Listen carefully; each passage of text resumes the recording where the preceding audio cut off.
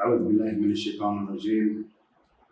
بسم الله والصلاة والسلام على أشرف المرسلين نبينا محمد وعلى آله وصحبه وسلم تسليما كثيرا. أما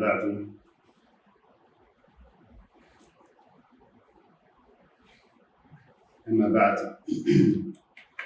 Last week we covered the three components of Tawheed, or the divisions of Tawheed, and how Ahl Sunnah wal Jama'ah, the people of the Sunnah wal Jama'ah and the congregation, had divided it into several parts, being in the beginning of Islam, or the earlier days of Islam, or the earlier generations had divided it into two, and the latter generations divided it into three, but both were based on abstractions and understanding and comprehensions of the Quran and the Sunnah. Today, bi'idhnillahi ta'ala, we're going to cover the bab an-nafi al-ajiz anillahi ta'ala, the negation of deficiency or inability for Allah subhanahu wa ta'ala, right? Because every deity should have characteristics that makes them worthy of our worship. So Allah subhanahu wa ta'ala is free of all imperfections and all deficiencies. وَقَوْلُهُ وَلَا شَيْءٍ يَعْجِزُهُ. And the statement of the Imam, and there's nothing that makes him unable or makes him weak. And we use him, the pronoun him, for a lack of a better pronoun, because Allah subhanahu wa ta'ala, as we had mentioned previously, is not a male, nor is he or it female. He's the creator. Male and female are creations.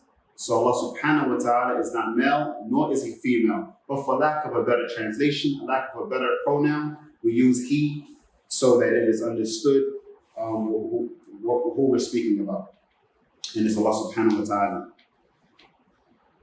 And the Shaykh, he goes on to mention, he says, فيه نفي العجز عن الله تعالى المنافي للكمال قدرته سبحانه. And he says that in it is, we negate the inability for Allah. We negate the inability for Allah subhanahu wa ta'ala in establishing His perfect abilities. In establishing His perfect abilities. وقد صرح الله بذلك في قوله تعالى. And Allah subhanahu wa ta'ala had blatantly mentioned this or established this in the verse, أَوَلَمْ يَسِيرُوا فِي الْأَرْضِ فَيَنْظُرُوا كَيْفَ كَانَ عَاقِبَةَ الَّذِينَ مِنْ قَبْلِهِمْ وَكَانُوا أَشَدُّ مِنْهُمْ قُوَّةً وَمَا كَانَ اللَّهُ لِيُعْجِزُهُ مِنْ شَيْءٍ فِي السَّمَاوَاتِ وَلَا فِي الْأَرْضِ إِنَّهُ كَانَ عَلِيمًا قَدِيرًا. And Allah subhanahu wa ta'ala has mentioned what can be translated as, have they not traveled through the land and observed how was the end of those who came before them? The people of Sodom, the people of Gomorrah, the people of Lot, the people of Pharaoh, all of these nations that came before, what were their outcome, right? They were greater than them in power. The people of Pharaoh was greater than us in power.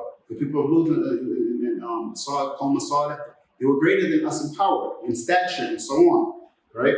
There is nothing under the heavens or earth that can restrict, limit Allah. Verily, He is the all-knower. He is the most able. And Allah subhanahu wa ta'ala also says in another ayah, وَلَقَدْ خَلَقْنَا السَّمَاوَاتِ وَالْأَرْضِ وَمَا بَيْنَهُمَا فِي سِتَّةِ أَيَّامٍ وَمَا مَسَّنَا مِنَ اللُّغُوبِ. He says, and we certainly created the heavens and the earth and that which is in between them in 6 days. And we were not overcome by fatigue. This is Allah subhanahu wa ta'ala refuting that which has been abrogated or misunderstood in the Bible by saying that Allah created the heavens and the earth in 6 days, and then He took the 7th day to rest?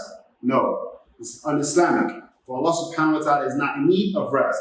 For the one who is in need of rest has been overcome by fatigue, has been overcome by tiredness, sleepiness, right? Weakness. Allah does not, He's never going to be weak.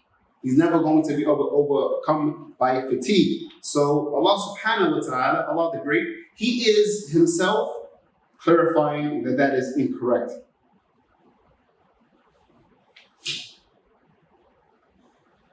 Then the Shaykh goes on to mention, says, فَلِلَّهِ تَعَالَى يُوصُفُ بِنَفِي النَّقَائِصِ. So Allah Himself, He is abrogating, or He is, abrogating is a bad word, He is negating all deficiencies for Himself. كالسنة ونوم ولغوب والعجز والظلم والغفلة والنسيان. So He has negated all of these. He has negated all of these. Let's try that 1 second. Okay, let's try that. You have to turn your phone on, maybe that work. My volume is all the way up.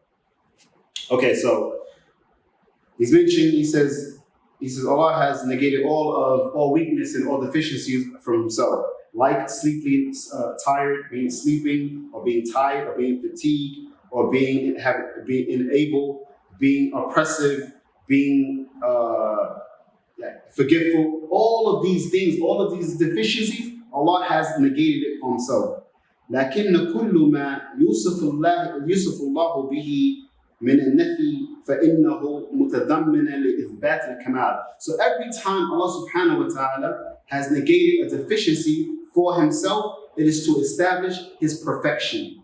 It is to establish His perfection.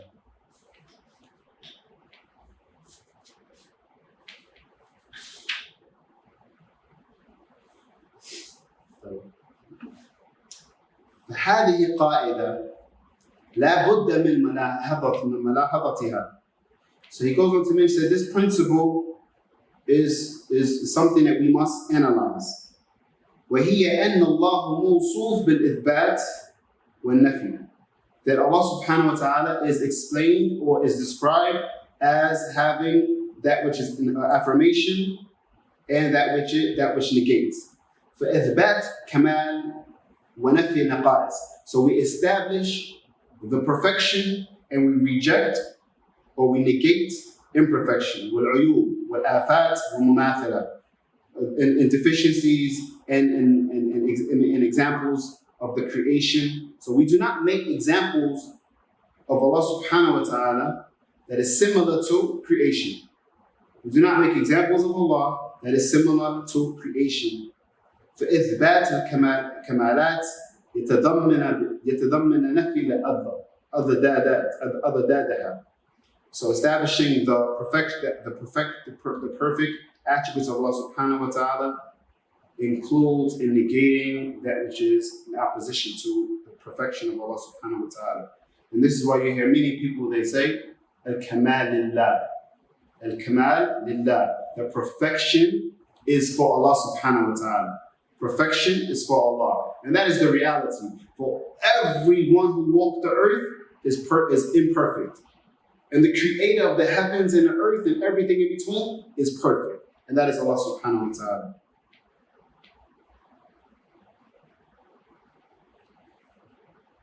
فوصفه بالعلم يتضمن نفي الجهل.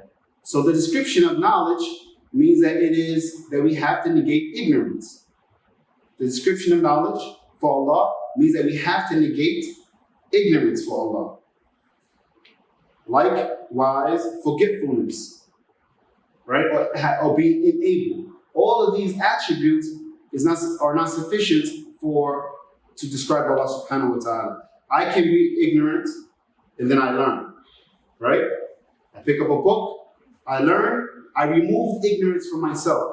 But the one who knew everything since before everything was in existence was never ignorant, right? Was never ignorant. The one who hears everything at all times never didn't hear or didn't have the ability to listen to all of His creation all at one time.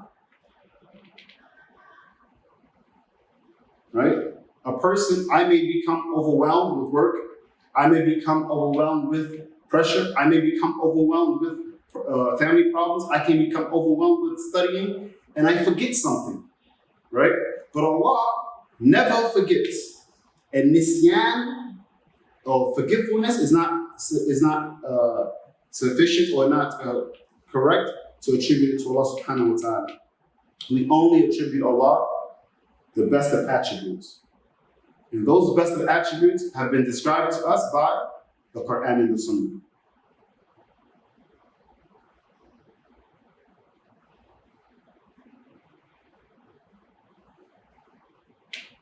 قال رسول الله صلى الله عليه وسلم إنكم لا تدعون أصما ولا غائبا إنما تدعون سميعا بصيرا.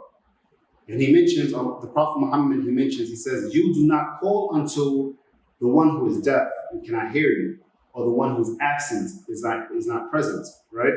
He says, verily you call unto the one who is the all-seeing and the all-hearing. فالنصوص اشتملت على وصف الله بكمالات. So the text,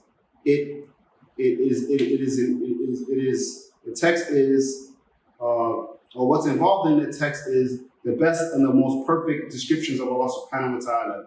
وعلى تنزيهه عن النقائص, and freeing him from all deficiencies. فلله تعالى موصوف بالإثبات. So Allah subhanahu wa ta'ala is described by that which affirms. What does it affirm? Perfection. وَنَفِي, and what does it negate? Imperfection. فيجب الإثبات ما أثبت الله لنفسه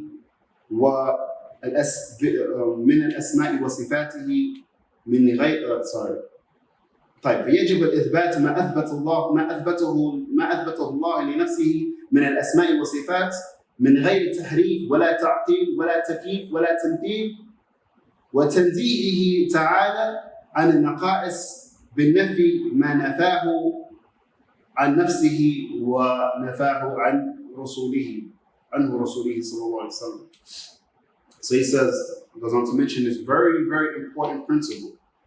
And the principle is so that we understand it is that we are obligated to affirm for Allah that what He affirms for Himself. That what Allah affirms for Himself, we affirm for Allah. From His names and His attributes, without distorting any of the names and attributes, or rejecting any of the names of the attributes, or asking how those names and those attributes are, or making an example of those names and attributes, or ولا تشبيه, without making a similar comparison to any of the names and attributes to creation. وَتَنْزِيهِهِ تَعَالَى, and freeing Allah subhanahu wa ta'ala from all deficiencies. And we reject that which Allah rejects for Himself, and that which the Messenger of Allah sallallahu alayhi wa sallam rejects for the Prophet, for Allah subhanahu wa ta'ala. So the qa'idah, the principle is what?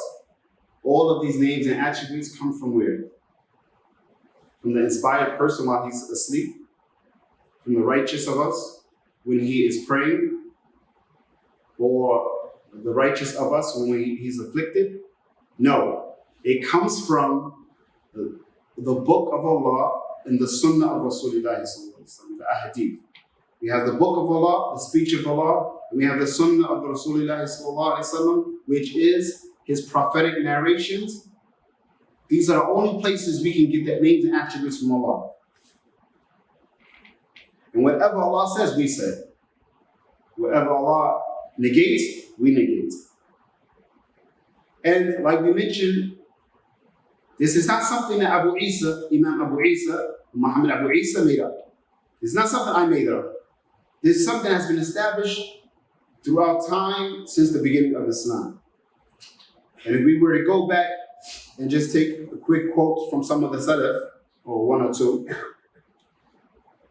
we would have to relate the story of Sufyan ibn Uyayna, who, this is the 198 Hijri, when he was questioned, says, سألت سألت سفيان بن عيينة, and he mentions, says, يا أبا محمد أريد أسألك قال لا تسأل. And a man came to Sufyan ibn Uyayna and he said, I need to ask you something. Like, I have a question. And Sufyan ibn Uyayna, he said, don't ask. Don't ask. And the man, he goes on to mention, he says, قلت إذا لم أسألك فمن أسأل. He says, if I don't ask you, then who am I going to ask? Then Sufyan ibn Uyayna, he says, فسل. He said, ask. قلت ما تقول في هذه الأحاديث التي رويت نحو قلوب بين أصبعين وأن الله يضحك أو يعجب من يذكره في الأسواق. And he says, what do you say about these ahadith? Like the Prophet mentioned, he says, the hearts of all the children of Adam are between the fingers of Rahman. And that Allah laughs. And that Allah becomes amazed. By the person who remembers him or makes dhikr, remember his name in the marketplace. فَقَالَ أَمَرُوهَا كَمَا جَاءَتْ بِلَا كَيْفٍ. And he says, in their affairs are as they have came, without asking how, without knowing how, without thinking how. We stop there. Allah said it, we accept it. We don't ask, we don't delve into any more than that. And one of the benefits of not delving into any more of that is that Allah didn't explain it. So that means that if Allah didn't explain something, we're not in need of that knowledge. We're not in need of the knowledge. So the person, he says, well, I want to take a travel to Venus or Mars or Jupiter, right? For sake of knowing what's out there. But Allah didn't explain to us, or didn't feel the need to explain to us the benefits of those planets and the sharia or the laws and legislations of those planets, and what is the job and the duties and how to live in those planets. But what He has explained to us is our jobs and our duties on this life. We haven't fulfilled the jobs and the duties of this life, and then we want to know what's going on in Mars and Jupiter and on the moon. So, again, to reiterate, أَمْرُهَا كَمَا جَاءَتْ بِلَا كَيْفٍ. That its affair is how it came without asking how, without knowing how. And also, he says, وَقَالَ كُلُّ شَيْءٍ وَصَفَ اللَّهُ بِهِ نَفْسَهُ فِي الْقُرْآنِ فَقِرَاءَتِهِ في التفسير لا كيف ولا مثل. And he says everything that Allah mentions about Himself or describes about Himself in the Quran, you find in the tafsir. Right? He says without asking how, without making examples.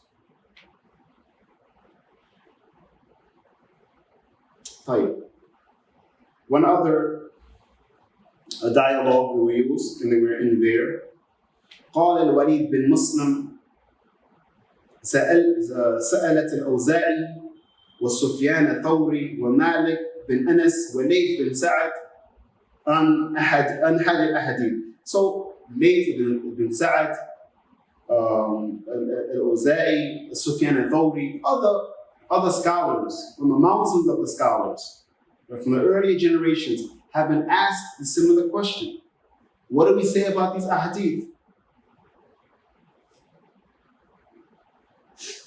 التي فيها صفة والرؤية والقرآن في القرآن. And it mentions, it says, I thought that these ahadith that mention about the description of Allah or the seeing of Allah. That's in the Quran. And they went on to mention, أمروها كما جاءت بلا كيف. السلام ورحمة الله وبركاته يا متأخرين. يا متأخر. No problem. So he goes on to, they all reply with what? That their affair is how it came without asking or without knowing how. So we stop there. We do not enter into an affair that we're unable to get an answer from. Because the answer in itself is not necessary for us to know. And this is very, very important because many times I get questions and the people ask questions and they're offended when I ask them, what is the benefit of knowing the answer? You ask a question, so what is the benefit of knowing the answer? Is it going to get you closer to Allah? Is it going to increase you in your salah? Is it going to increase you in your sadaqah and your zakat? What's the benefit of asking the question? And then you say, well, I just had this debate. No, forget the debate. Always have to ask yourself, if me asking this question is not beneficial to my deen, my religion, and my hereafter, then don't ask. Likewise, I have to make mention, and this is one of the benefits I got from sitting with Chaplain Muhammad Abu Essa, Hafidhullah Ta'ala, and he says, do not ask questions. He admonished the students once. He said, do not ask questions you can find the answers to. You ask questions you cannot find the answers to, or you do not understand the text. So you found the answer, you don't understand it, you ask the question. But to constantly call the shaykh, or constantly call the student knowledge or the imam, everyone in the ummah constantly calling the imam for a question that he can find an answer to, then how does the imam or how does the shaykh service the ummah, the nation? It's impossible, right? So that's just another benefit just to throw out there. When we're asking questions, we ask questions that one, that are relevant to the topic, two, that are relevant to our life and our hereafter, three, that we cannot find the answer to. We did our best to seek the answer out. If we weren't able to find the answer, we gave up. Now we have to call the sheikh to get clarity on the answer. Like, not bad to me, but to just constantly bombard the sheikh or the imam with questions that all you have to do is open up the Quran and look right there, it's right in the Fatiha. This is not correct. And since we're on the topic of questions, Barakallahu feekum ya akhil kareem, ya ikhwan, akhwat, my dear brothers and sisters, please, it is insulting to the person you're asking the question to, and you say, brother, can you, or do you know the answer, or can you call the sheikh? This came to me once. Can you call the sheikh on this? And the answer is actually known by the person you're asking the question to. So for me, if I know the answer and I call the sheikh, it's embarrassing to me to have to call the sheikh with an answer I'm supposed to know. So the sheikh is looking at me like, how you don't know the answer? Not understanding in America, unfortunately, it's a big misfortune that many people will not take the answer if it's not coming from a sheikh. As if the Quran and the Sunnah is different because it came from a sheikh. Or, no, this is not correct. If the Quran, the person that comes and he asks you a question, is asking a question about halal, haram, or talaq, nikah, divorce, marriage, fifth issue, things like this, things that the person being asked the question to have actually did research and studied and he has benefited in this issue, he should not be asking the mashayikh those questions. He should ask the mashayikh the question that he does not know the answers to. Just like we mentioned previously, the person who asks the students should ask the students a question that he does not know the answer to. Right? For Allah subhanahu wa ta'ala says, فَاسْأَلُوا أَهْلَ الذِّكْرِ إِن كُنتُمْ لَا تَعْلَمُونَ. Ask those who know if you do not know. So if you know the answer and you go get in contact with the sheikh just for sake of affirming for others, and it belittles yourself, and it makes the scholars think what?